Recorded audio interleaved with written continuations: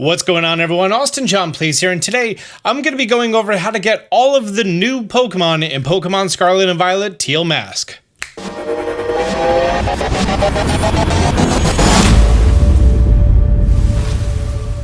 There are going to be 8 brand new Pokemon that are going to be available, as well as 2 alternative forms, and the return of Basculin, Basculegion, Hisuan Growlithe, and Hisuan Arcanine. I'm going to quickly go over the 4 Hisuians, and then we're going to be covering all the other ones, ending with the game's legendary Pokemon. And timestamps are down below. You're going to see the chapters. Let's get into it. First things first, we're going to be going after White Stripe Basculin. This is going to be required for you to then evolve it into Basculegion. If the land of Kitakami from the very middle, we're going to be making our way up here just a little bit over here toward the north by northeast. And you'll be seeing this sort of inlet pool that's going to be here at the Timeless Woods. That's where we need to go, and that's going to be one of the places that you're going to be able to find yourself a... Oh, my egg is hatching. Neat. Which Sinnoh starter did I get? Turtwig. Gotta start somewhere, right? And this is going to be one of the places that you're going to be able to find yourself a White Stripe Basculin. Now, it has to be a White Stripe Basculin. It cannot be a red stripe or a blue stripe. Once you start to land down here, you're going to be able to see them. They're very noticeable because they have bright, wide eyes as opposed to regular Basculin that has sort of like half-shut eyes. Should be able to catch one with a quick ball. Turn 1. GG. Oh, and that was enough experience for Turtwig to evolve, which is neat. By the way, you get a free egg of one of the Sinnoh starters completely randomized to you. I made a video on like some early game tips and where you can find that egg. There should be a card in the top right corner. Boop. For Basculin to evolve into Basculegion, it has to do 294 damage to itself in recoil without fainting. Its signature move, Wave Crash, deals recoil as well as Double Edge, so either of those moves you're going to be able to find, and Head Smash. This also damages the user terribly. Okay, so apparently that's a lot of damage. You also have to do all of this damage without the Pokemon actually fainting. So I recommend using some XL candies on it. Right now I'm level 98, that should be good. And then we're just gonna go run into Pokemon. You can heal between battles, do a head smash, knock out the Grubbin, super effective. And that was 80 HP of recoil already. We do this a few times and we should be good. You have to go between one battle to the next battle to the next battle, and you can't have your Pokemon faint at any point between them. So you just want to go in one quick succession, healing up between all the different battles. And then once you've done that much damage to Basculin, all you need to do is level it up one time, and then it's going to be evolving for you.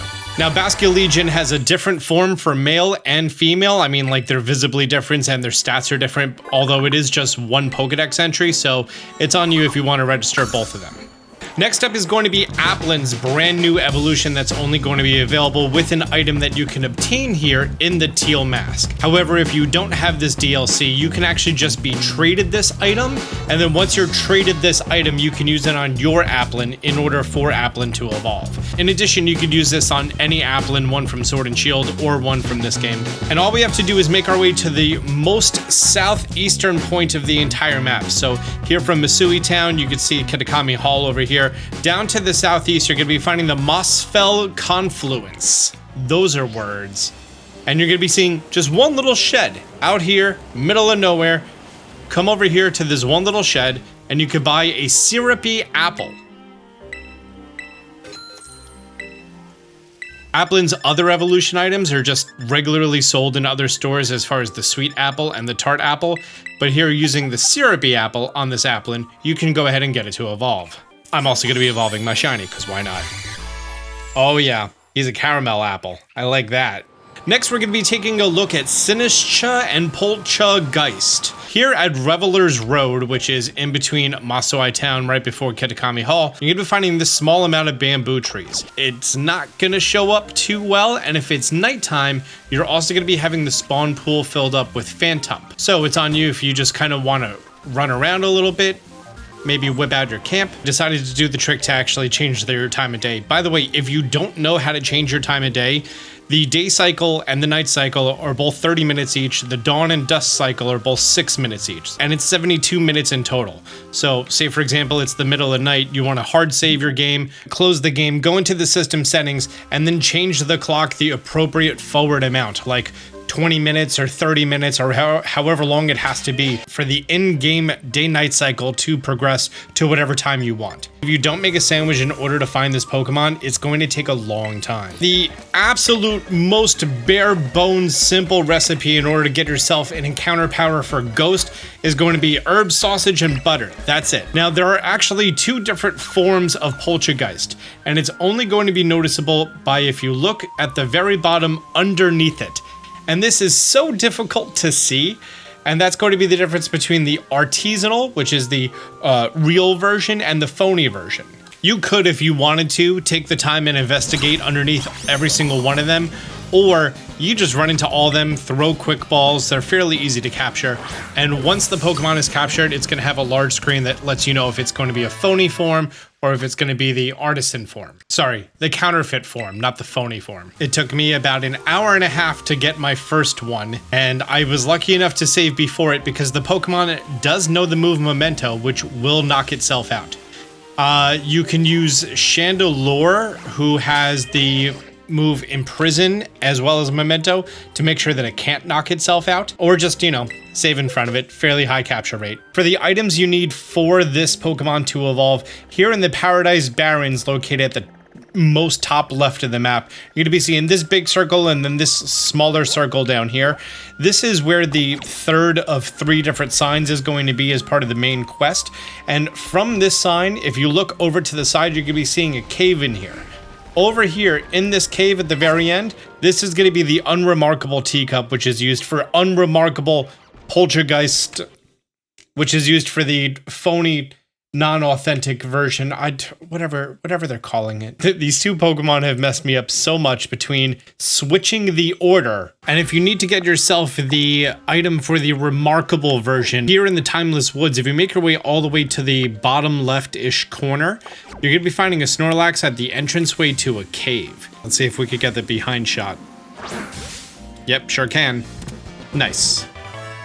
And inside of this cave, Masterpiece Teacup. That's going to be for the Masterpiece version. Oh, by the way, last night I stayed up an absurd amount of hours and I beat the hardest difficulty of the balloon popping thing. Video about that coming up in the future. But I did learn that there are chances to get both of the different types of cups from this event.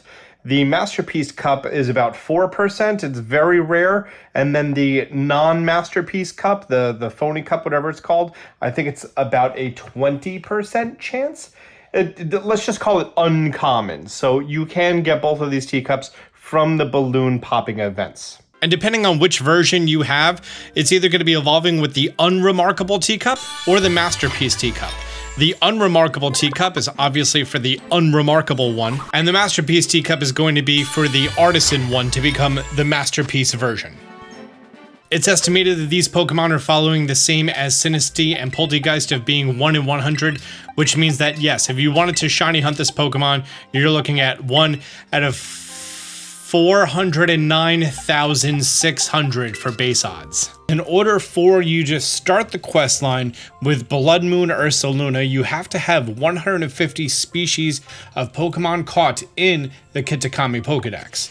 And then you can come over here. Here we are on the map. Right here outside of the community center, we're going to be finding this person with the yellow text above their head next to a Hisuan Growlithe. And this person is Perrin, who is a traveler who has a bit of a thing for photography. And that's Growlithe. He's a good boy.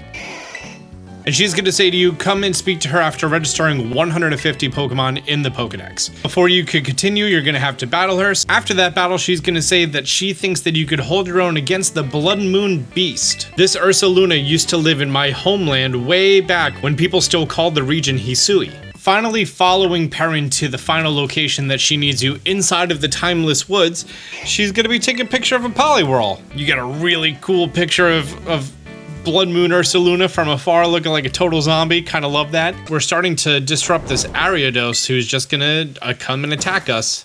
GG. She goes ahead and whips out this awesome shaman tent. Get it? Because she's from essentially Hisui. Pretty sure she's the daughter of, oh golly, what was his name? Adaman? So essentially she has a device that you're gonna have to take pictures of a bunch of Pokemon to calibrate the device. She's gonna make it all foggy out. And now we begin the survey. There's going to be a total of 10 Pokemon photos that you need from here. Some of them are going to be static spawns and the only place that you can actually capture that Pokemon, like this Vikavolt, literally right next to the tent. Now you can't take photos while you're crouching for some reason, so because of that, the whole stealth mechanic is just don't get too close, but get close enough to take a photo. You're also not allowed to pull out your map while you're doing this sort of minigame activity for some reason. There are a bunch of Pokemon that spawn in multiple places, like this Litwick over here, and because you're not even keeping these photos, you actually don't need to like get a good one or even try. There's some Seedot in a tree near the south. I'm pretty sure there's a text typo that says the water to the northeast, but there's actually no water to the northeast. To the northeast is just where the Vikavolt is. There's also a couple of Duskulls that sort of like phase in and out. You have to get them when they're fully appeared, otherwise they're not going to register properly. You got some Hatena at the bottom of this tree, even though they're not really in that photo. I finally made my way to the water over here where I could take pictures of these Lotads. And I know that pretty much right above me is going to be a Hoothoot flying between a few of these trees, and that's a GG. All 10 of them. That's a neat little mini game. By the way, if you are playing with your sound off, and if you are a fan of Pokemon Legends Arceus, you may want to turn the music on at this point. After Perrin's existential crisis about how she was a very well-respected photographer and she lost her passion, the little thing is going to go off and it's going to be like, okay, it's time for you to go after the Pokemon. Make sure that the music is on. Maybe also put down a hard save. Nice idea. The deep fog is going to set in. And then boom. Bloodmoon Ursaluna appears.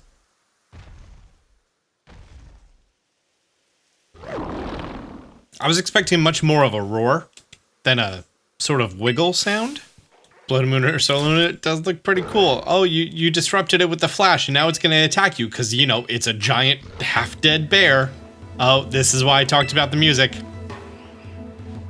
Because now we have Pokemon Legends Arceus background music.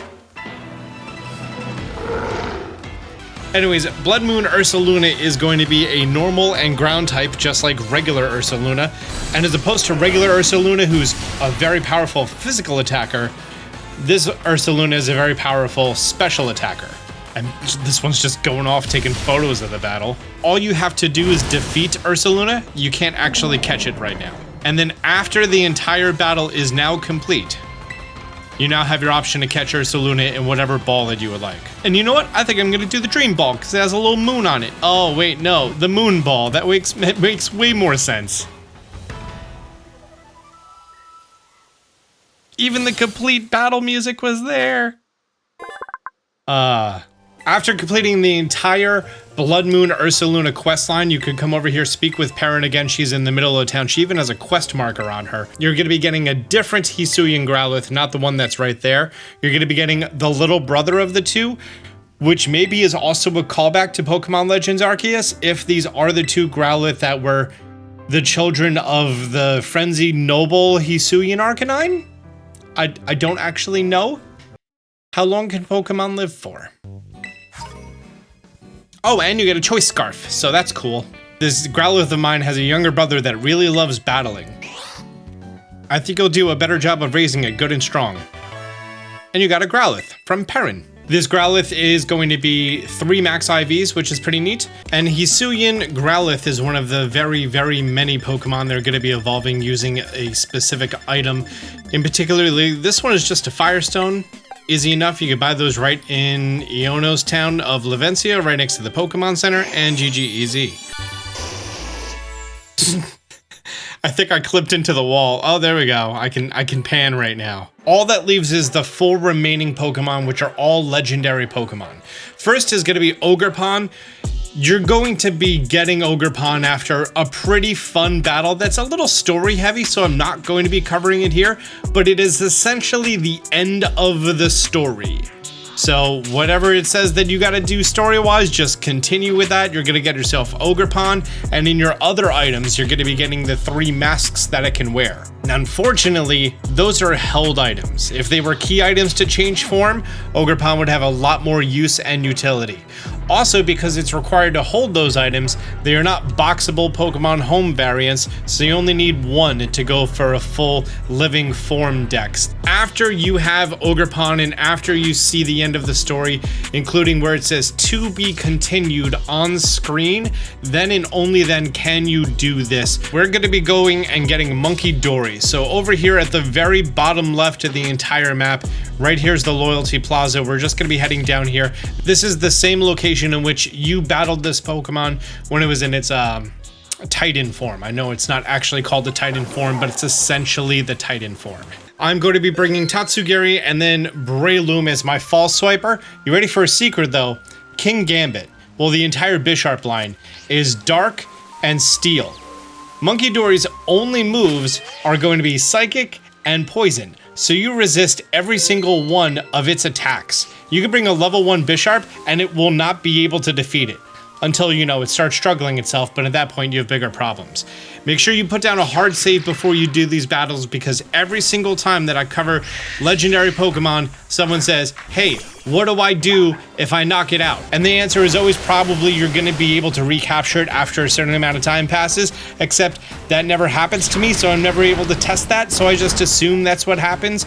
But just always save before you go into a legendary Pokemon battle. I start off with Soak, and then I do Memento. Soak is going to remove its stabs, and Memento is going to bring it -2/-2. From here, I'm bringing in Breloom to start with a Spore, and then I'm going to be doing False Swipe. I'm doing this so I could catch it in a specific Pokeball. If you wanted to just catch these in the most effective Pokeball, turn 1 is going to be a Quick Ball. Turns 2 through 10 are going to be Dusk Balls or Repeat Balls, depending if you caught that Pokemon already and if it's nighttime. It's the reason I, made sure it was nighttime. And then after turn 10, it's going to be a Timer Ball. So those are the most effective balls to catch Pokemon in, giving you the easiest time. Because these are real legendaries. They have catch rates of 3, which means that, you're looking at 1% odds. I'm going to be catching all 3 of them in Luxury Balls. Why? Because I want to. No other reason. So I brought King Gambit with me. That way King Gambit is going to be able to make sure that we're not going to be taking any damage. And then I could also just do Thunder Wave for an increased chance of actually catching the Pokemon. Okay, I have a rule. If I go more than 30 balls, I do a reset. I was getting so dozed. This was my 3rd time going down. I was down to 37 balls, got a critical capture, and then boom, 1 shake, and it's in. And that's Munkidory, the retainer Pokemon, Poison and Psychic. Okidogi is going to have a whole mess of just pain in the butt things to deal with. He's Poison and Fighting. Oh, I didn't realize its idle animation has its tongue out the whole time. Okay, I like him less now. It has Poison Jab, Brutal Swing, Crunch, and Superpower. Pretty similar to the last one. I used Memento and I used Soak to get him to be a water type.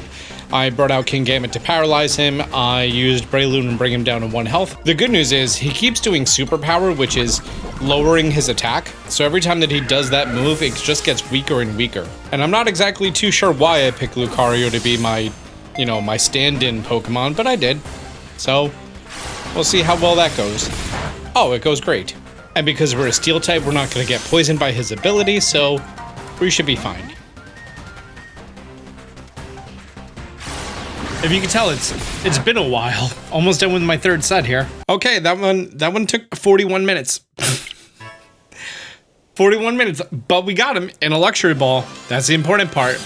I don't know, I just sort of zone out and watch YouTube videos, including John Stone talking about getting every medal in Pokemon Black 2. Fezandipiti's location is going to be right here.